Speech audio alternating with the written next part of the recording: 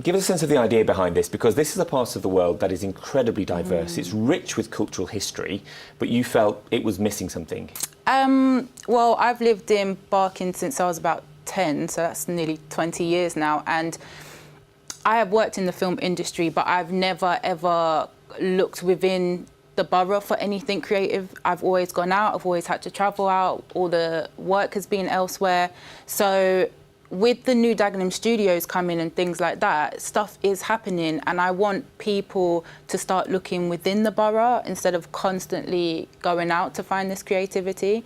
And obviously inclusion is a massive part. So I wanted the theme culture and community to run through this festival each year so that filmmakers can kind of think about what's important to them when it comes to culture. And in that sense, we will then get lots of diverse voices.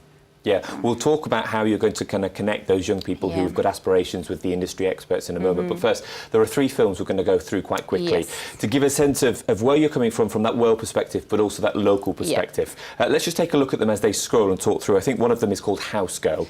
Just explain a little bit more about this film.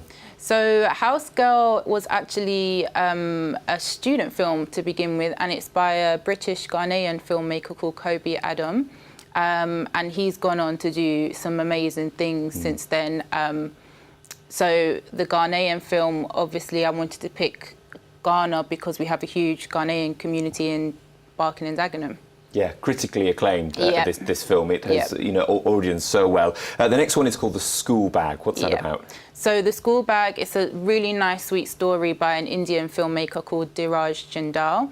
And that is about a young boy that's desperate to get a school bag as a present from his mother. And it's kind of their journey on trying to get it for him. Yeah, this gives you already a sense of the diversity, the world perspective, but the community that you're approaching and you're dealing with, and you want to kind of get involved. The final film is called Close Ties. Yes. Explain more on this one. So Close Ties is a Polish film by a female filmmaker, actually, and it's about a couple who broke up because of an affair, and then they retell the story to their grandchildren of how they got back together, and it's very sweet. And again, we have a really large Polish community in Barking and Dagenham, so all 3 films kind of represent that, kind of represent some communities we have in the area. You can already see how powerful this one will be. Yeah. This one will really, really get you, won't it? Yeah.